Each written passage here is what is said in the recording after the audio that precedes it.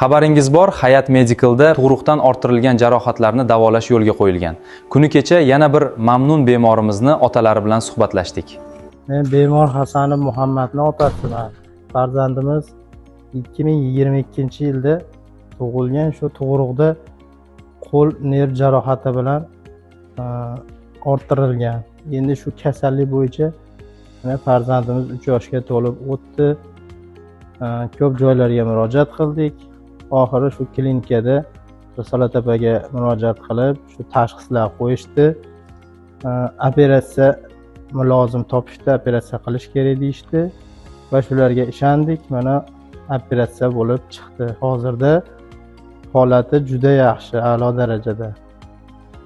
Qolganlarga ham tavsiya qilib qolamiz. Kimdaki mana shu tug'ruqdan orttirilgan nerv jarohati, pleksit tashxisi bilan bemor bo'lib doktor izlayotgan bo'lsalaring, Hayot Medical klinikasiga kelinglar.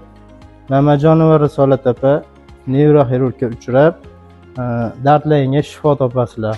Hayat Medical sog'liqni asrashda imkoniyatdan qat'iy nazar insonni qo'llab-quvvatlashga intiladi.